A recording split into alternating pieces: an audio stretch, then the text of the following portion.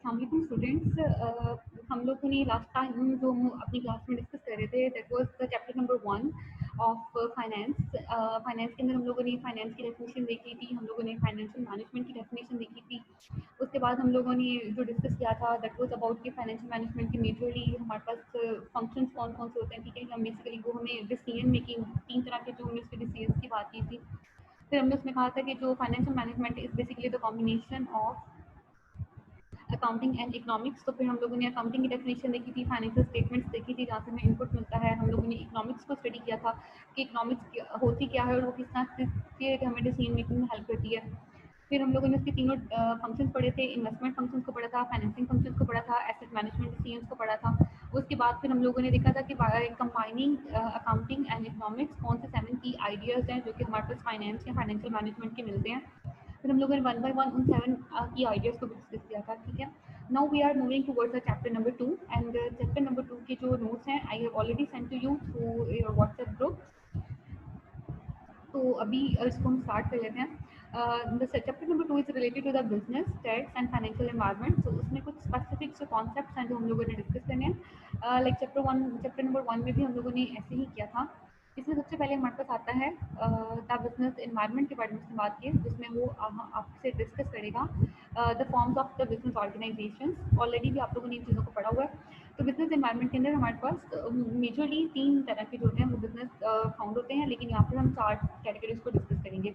Number 1 is about the sole proprietorship. Sole proprietorship में हम कहते हैं the business form for which there is only one owner, ठीक है। मतलब एक वो वाला सोल प्रोप्राइटरशिप हम लोगों ने ऑलरेडी भी काफ़ी टाइम्स डिस्कस किया है कि ये वो हमारे बिजनेस की फॉर्म है जिसके अंदर there is only one owner, हमेशा एक ही ऑनर होगा। This single owner has unlimited liability for all the debts of the firm. तो इसकी जो बेसिक फीचर है ना, हम सोल प्रोप्राइटरशिप में क्या कहते हैं कि जो सोल प्रोप्राइटर है वो सिंगल ऑनर होता है। तो जो सिंगल ऑनर है सारे राइट्स भी उसी के हैं, सारी रिस्पॉन्सिबिलिटीज भी उसी हैं, ड्यूटीज भी उसी के हैं, ठीक है। मतलब he is the sole responsible for all the profits of the business and for all the losses of the business. Business को प्रॉफिट होगा तो सारे का सारा प्रॉफिट भी उसका होगा, अगर बिजनेस को लॉस हो जाता है तो सारे का सारा लॉस भी उसी का ही होगा, ठीक है।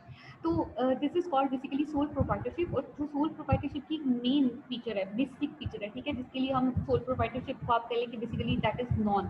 तो वो क्या है, this single owner has unlimited liability for all the debts of the firm. अगर वो फर्म से मतलब फर्म कोई भी मतलब डेट वगैरह लेता है, फर्म को पैसों की जरूरत है। जैसे हम लोगों ने बात की थी कि हम फाइनेंसिंग 2 तरह से करते हैं, इंटरनल फाइनेंसिंग होती है और एक्सटर्नल फाइनेंसिंग होती है। सी अगर हम लोग एक्सटर्नल फाइनेंसिंग करते हैं, ठीक है, बाहर से पैसा आ जाता है तो ओनर ही उसके लिए रिस्पॉन्सिबल है। अगर वो डिफॉल्ट कर जाए और वो पे ना कर सके, ठीक है, तो ओनर की पर्सनल प्रॉपर्टीज, ओनर की पर्सनल मतलब उसकी पर्सनल कार, उसका पर्सनल घर, कोई भी उसका मतलब कोई भी चीज़ उसकी पर्सनल ऑनिंग में है, वो भी बिजनेस के टैक्स को पे करने के लिए रिस्पॉन्सिबल होगी, ठीक है। जो सेकंड टाइप है that is partnership. Partnership is the form of the business in which 2 or more individual act as an owners, ठीक है। मतलब कि 2 या 2 से ज़्यादा लोग मिलकर जब किसी एक बिजनेस को रन करते हैं, चलाते हैं, तो वो क्या बन जाती है, पार्टनरशिप बिजनेस, ठीक है। तो मतलब form of business in which 2 or more person invest and work together. वो इन्वेस्ट करते हैं, किससे काम करते हैं, तो उसको हम क्या कहते हैं, पार्टनरशिप बिजनेस कहते हैं। In a general partnership all partners have unlimited liability for the debts of the firm.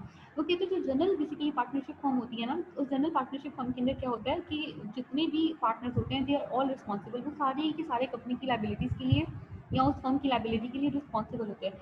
मतलब जैसे सोल प्रोप्राइटरशिप में एक सिंगल ऑनर ही सारे बिजनेस ऑन करते हैं ना, तो यहाँ पे पार्टनर्स ऑन करते हैं। अच्छा, लेकिन पार्टनरशिप में एक फीचर क्या हो सकती है, इन अ लिमिटेड। अच्छा, जनरल पार्टनरशिप में क्या, सारी ही पार्टनर्स की लायबिलिटीज होगी वो अनलिमिटेड होगी।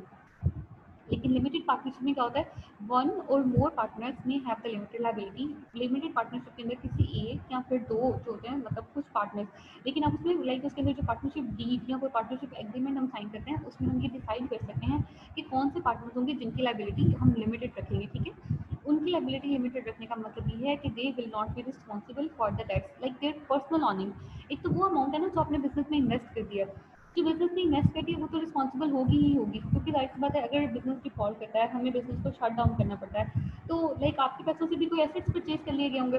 अच्छा, वो जब एसेट्स हम लोग सेल करेंगे तो जो भी लायबिलिटीज होंगी वो पे आउट हो जाएंगी, ठीक है। लेकिन जो ऑनर की पर्सनल कोई प्रॉपर्टी, कोई पर्सनल गाड़ी, कोई भी चीज़ उसकी पर्सनल ऑनिंग में मौजूद है, वो उसके लिए रिस्पॉन्सिबल नहीं होगी। तो पार्टनरशिप की 2 बेसिक टाइप्स हैं। पार्टनरशिप क्या है बेसिकली, जहाँ टू और more people invest together and work together, ठीक है, for some business venture for the same purpose. जब उनका purpose of the business, objective of the business भी सेम होता है, तो दैट फॉर्म्स पार्टनरशिप। और उसकी दो बेसिक टाइप्स हैं, एक आपके पास क्या है, एक आपके पास है जनरल पार्टनरशिप और एक आपके पास क्या है, लिमिटेड पार्टनरशिप। जनरल पार्टनरशिप में सारे पार्टनर्स की जो लायबिलिटी है वो अनलिमिटेड होती है, और लिमिटेड पार्टनरशिप में one or more partners could have the limited liability, उनकी लिमिटेड लायबिलिटी हो सकती है। ओके अच्छा, यहाँ पे उसने लिमिटेड पार्टनर और जनरल पार्टनर दोनों की डेफिनेशन दे दी है। लिमिटेड पार्टनर वही वाला पार्टनर होता है जिसकी लायबिलिटी लिमिटेड होगी, और जनरल पार्टनर वो होता है जिसकी लायबिलिटी अनलिमिटेड होगी। अनलिमिटेड जो आपके पास उसका था पार्टनर, उसमें क्या, member of a limited partnership not personally liable for the debts of the partnership. वही वाला है कि वो लिमिटेड पार्टनरशिप बिजनेस का पार्ट होगा, और वो उसकी जो पर्सनल कोई भी प्रॉपर्टी है वो बिजनेस टैक्स के लिए रिस्पॉन्सिबल नहीं होगी। और जनरल पार्टनर के member of a partnership with unlimited liability for the debts of the partnership, वो एक पार्टनरशिप का, वो एक जनरल पार्टनरशिप का वो मेंबर होगा और उसकी लायबिलिटी अनलिमिटेड होगी। अच्छा नेक्स्ट जब आपके पास क्या आता है, corporation. Corporation as basically are, जिसे हम क्या कहते हैं, जॉइंट स्टॉक कंपनी, ठीक है। Corporation is like a joint stock company. ये क्या होता है, business form legally separate from its honours, ठीक है। मैंने, हम लोगों ने कंपनी को बार बार डिस्कस किया था, कंपनी क्या होती है, company has a separate legal identity. Legally हम उसको एक सेपरेट पर्सन के तौर पे जानते हैं, that is apart from its owner. Okay, its distinguishing features including limited liability. इसकी डिस्टिंग्विशिंग फीचर्स कौन कौन सी हैं, कि इसकी लायबिलिटी लिमिटेड होती है सारे ऑनर्स के लिए। इजी ट्रांसफर ऑफ पार्टनरशिप, आप जो इजी ट्रांसफर ऑफ ऑनरशिप, जो ऑनरशिप होता है हम उसको इजीली ट्रांसफर कर सकते हैं। लाइक जो शेयर्स हैं, आपका जब भी करेगा आप स्टॉक एक्सचेंज से जाके शेयर्स को परचेज कर लें, और जब भी आप चाहें आप उन शेयर्स को वापस जाके उधर सेल आउट भी कर सकते हैं। तो this relates to the easy जो ट्रांसफर ऑफ द ऑनरशिप। उसके बाद क्या, unlimited life, this contains unlimited life. Like कि अगर हम उसकी बात करते हैं सोल प्रोप्राइटर की, तो सोल प्रोप्राइटर में अगर आपका जो सोल ऑनर या सोल प्रोप्राइटर है, अगर उससे खुदा न खास्ता कुछ हो जाता है तो बिजनेस पूरे का पूरा बंद हो जाएगा। इसी तरह से जो पार्टनरशिप फर्म्स हैं उनके साथ भी ऐसा ही होता है। अगर कोई एक पार्टनर कि फॉर एग्जाम्पल वो डिफॉल्ट कर जाता है, वो इनसेन हो जाता है, इंसॉल्वेंट हो जाता है, उसकी डेथ हो जाती है, या कोई भी इंसिडेंट हो जाता है, ठीक है, तो वहाँ पे हम क्या कर देते हैं, पार्टनरशिप बिजनेस को बंद कर देते हैं। पार्टनरशिप बिजनेस की जो वो लाइफ होती है वो डिपेंड कर रही होती है सारे पार्टनर्स की विलिंगनेस के साथ, ऑनिंग के साथ, उनके बिल्कुल ठीक ठीक बिजनेस में चलने के साथ। लेकिन यहाँ पे क्या, अनलिमिटेड लाइफ, जो छोड़ के जाना चाहे वो आराम से स्टॉक एक्सचेंज पे अपनी शेयर्स को सेल आउट कर दे और बिजनेस से सेपरेट हो जाए, और जो वहाँ पे ऑनर बनना चाहता है वो वहाँ से उसको परचेज कर लेगा। कंपनी की लाइफ के ऊपर ऑनर्स इफेक्ट नहीं करेंगे, ठीक है। And an ability to raise large sums of capital, और उसमें क्या है कि company has the ability to raise, कि वो बहुत ज़्यादा कैपिटल रेज कर सकती है, क्योंकि उनके पास बहुत ज़्यादा जितनी भी कैपिटल की उनको ज़रूरत होती है वो उनको उतनी ही नंबर ऑफ शेयर्स में डिवाइड करके जनरल पब्लिक को फ्लोट कर देते हैं। छोटी छोटी इन्वेस्टमेंट होती है, ज़्यादा से ज़्यादा लोग इन्वेस्ट कर सकते हैं, तो then they have the ability to raise large sum of money, वो बहुत ज़्यादा सम ऑफ मनी या सम ऑफ कैपिटल जो है वो रेज कर सकते हैं। That is corporation. अच्छा यहाँ पर अब एक चीज़ तो हम लोगों ने और पढ़नी है जो आप लोगों ने पहले नहीं पढ़ी होगी। अच्छा यहाँ पर पहले आप इसमें कंपनी के अंदर एक और कॉन्सेप्ट देखें, that is of double taxation. Double taxation का कॉन्सेप्ट क्या कहता है, taxation of the same income twice, ठीक है। एक ही इनकम है और उसको डबल डबल टैक्सेशन का मतलब है तो दो बार उसके ऊपर टैक्स लगेगा, ठीक है। क्लासिकल एग्जांपल ऑफ टैक्सेशन जो डबल टैक्सेशन की उसने एक एग्जांपल ये बताई है। अच्छा देखो, जब कंपनीज बेसिकली, जब कंपनी हमने कहा ना सेपरेट लीगल आइडेंटिटी, वो एक सेपरेट लीगल आइडेंटिटी होती है और वो एक सेपरेट लीगल पर्सन के तौर पर ही कहीं ना कहीं पर वो भी होते हैं, रजिस्टर्ड होते हैं, ठीक है। अच्छा कंपनी जो भी अर्न करती है, कंपनी जितनी भी इनकम होती है, गवर्नमेंट उनसे उसके ऊपर से टैक्स ले लेती है, ठीक है। मतलब कंपनी एक सेपरेट लीगल पर्सन के तौर पर अपना टैक्स पे करती है। अच्छा वो ही जब प्रॉफिट हम लोग शेयर होल्डर्स में डिस्ट्रीब्यूट कर देते हैं, ठीक है, तो वो उनकी इंडिविजुअल उसमें चला जाता है, उसमें अर्निंग्स में चला जाता है, तो वो अगेन अब वो इंडिविजुअल अर्निंग में उसके ऊपर दोबारा से टैक्स पे करते हैं, ठीक है। तो this is called basically double taxation, and this is the basic disadvantage of the corporation or the joint stock company. Joint stock company का तो सबसे बड़ा नुकसान है ना वो ये कि उसमें डबल टैक्सेशन होती है, कि जब कंपनी अर्न करती है तो वो खुद एक लीगल पर्सन के तौर पर उसका टैक्स पे करती है, और उसके बाद जो वही प्रॉफिट वही इनकम आपके शेयर होल्डर्स में डिवाइड हो जाती है, तो वो उसको दोबारा से अपनी इंडिविजुअल इनकम के तौर पे पे करते हैं। लाइक उसने ये कहा था, a classic example is taxation of the income at the corporate level. पहले हम कॉर्पोरेट लेवल के ऊपर उस इनकम के ऊपर टैक्स पे करेंगे, and again as dividend income when received by the shareholder. और जब डिविडेंड के बारे में हमने बात किया था कि मतलब part of the profit that is distributed among the share holders, वो वाला उसका आपका प्रॉफिट का शेयर जो कि हम लोग उसमें शेयर होल्डर्स को दे देते हैं, तो हम क्या कहते हैं, उसको हम डिविडेंड कहते हैं। सो क्या है कि एक दफ़ा कॉर्पोरेट लेवल के ऊपर उसको पे करेंगे, और जब हम डिविडेंड इनकम के तौर पे उसको शेयर होल्डर्स को देंगे, तो शेयर होल्डर्स दोबारा से उसके ऊपर क्या करेंगे, टैक्स पे करेंगे।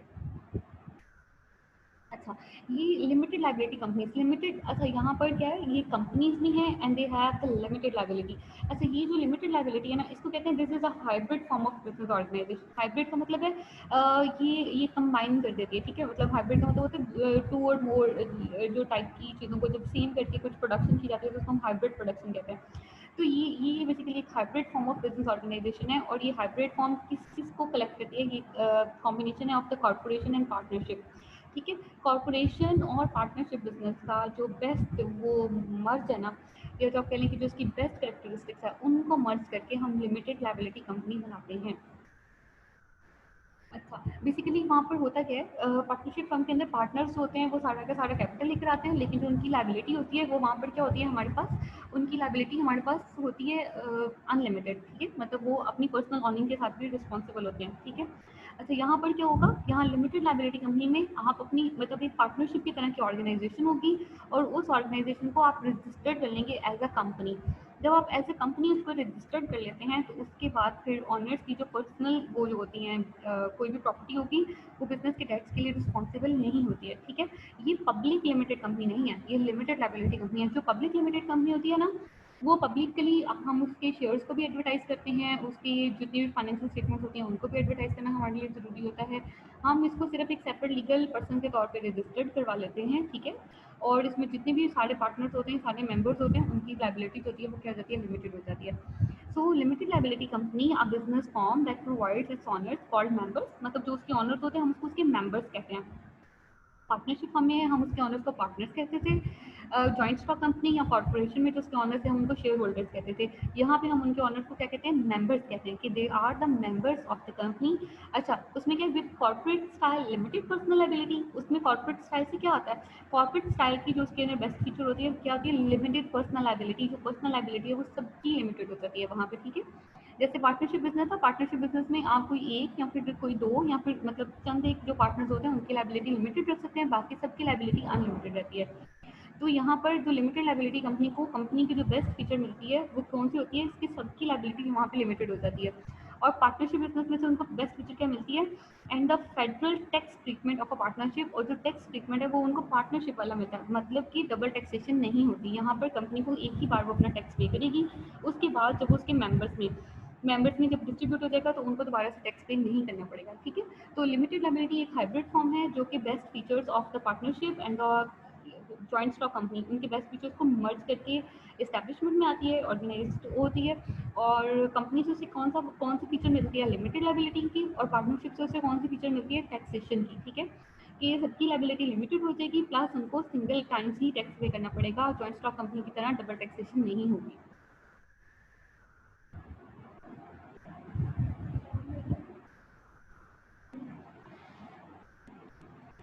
Okay, next we have the concept of the depreciation. Depreciation क्या है? The systematic depreciation की definition भी आप लोगों ने पढ़ी हुई है.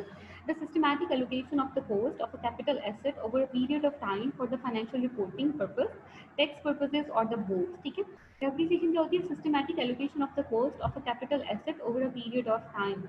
हम क्या कहते हैं? Depreciation basically हम उसको कहते थे the devaluation in the या उसको हम कहते थे deterioration in the asset. ठीक है?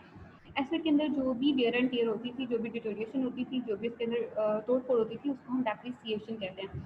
The systematic allocation of the cost of the capital asset, जो भी हमारे पास कैपिटल एसेट मौजूद है, कैपिटल एसेट का मतलब है जो भी फिक्स्ड एसेट हमारे पास बिजनेस के अंदर मौजूद है, उसकी जो भी कॉस्ट होती है उसको हम चार्ज करते हैं, एलोकेट कर देते हैं over a period of time, एक टाइम ड्यूरेशन के ऊपर, फॉर द फाइनेंशियल रिपोर्टिंग के लिए भी हो सकता है और टैक्स पर्पज के लिए भी हो सकता है और दोनों के लिए भी हो सकता है, ठीक है। अब डेप्रिसिएशन बेसिकली क्या होता है, डेप्रिसिएशन एक हमारा नॉन कैश बेस एक्सपेंस होता है, this is our expense but we are not paying it in the form of cash, लेकिन हम इसे कैश की फॉर्म में पे नहीं कर रहे होते, ठीक है। तो जो भी decrease in the value of asset bye it's using, हम जब भी इसको यूज़ करते हैं तो इसकी वैल्यू के अंदर कोई ना कोई डिक्रीज आता है, तो उस डिक्रीज को हम लोग क्या कर देते हैं, over a period of time allocate करते जाते हैं, ठीक है। जैसे कि फॉर एग्जाम्पल हम लोगों ने 10,000 का एक एसेट परचेज किया और हमने ये डिसाइड कर लिया कि हर साल इसकी डेप्रिसिएशन जो है वो 1,000 हुआ करेगी, ठीक है। तो फर्स्ट ईयर में जब हम एसेट को परचेज करते हैं तो उसकी वैल्यू हमारे पास होती है 10,000 और उसके पीछे हम लोग टेक वो डेप्रिसिएशन चार्ज करते हैं दैट इज 1,000, ठीक है। तो नेक्स्ट ईयर जब स्टार्ट में हम आएंगे तो हम उस 10,000 में से 1,000 माइनस कर देंगे और अब हमारे एसेट की वैल्यू कितनी रहेगी, दैट इज़ 9,000। इस तरह से सेकेंड ईयर के एंड पे भी जाके हम उसकी जो 1,000 की डेप्रिसिएशन थे वो उसमें से माइनस कर देते हैं। तो at the beginning of the third year, जब थर्ड ईयर हमारा स्टार्ट होता है, अब देखो 9,000 की थी, वो हमारे पास 1,000 होती है तो उसमें से डेप्रिसिएट हो गया तो अब वो 8,000 की रह गई है। इसी तरह से सो ऑन, जब हम कहते हैं कि उसकी 10 ईयर्स उसकी यूजफुल लाइफ है और हम 10 ईयर्स के अंदर उसकी कॉस्ट को जो है वो एलोकेट कर देते हैं, 10 ईयर्स में मतलब हर साल में 1,000 करके उसको निकाल देते हैं। तो आफ्टर द 10 ईयर्स, 10 साल के बाद जो उसकी वैल्यू है वो जीरो पे पहुंच जाती है। ठीक है, तो लाइक ये अब ये बेसिकली क्या है, the systematic allocation of the cost of a capital asset.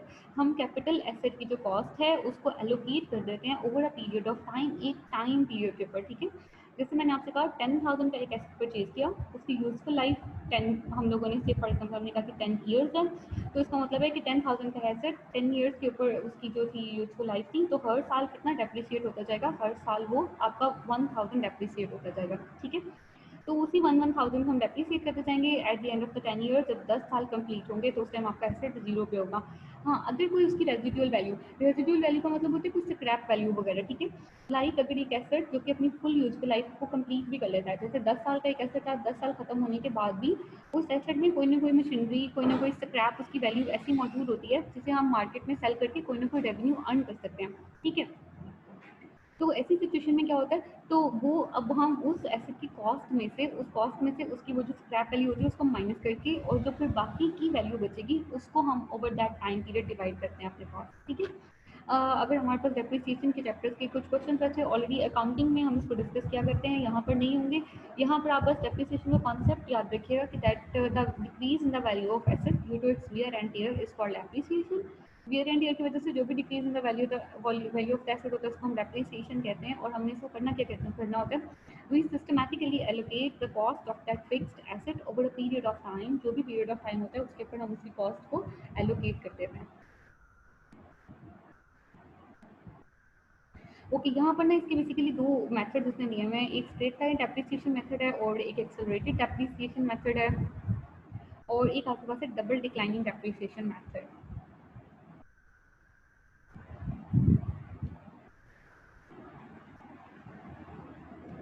Okay,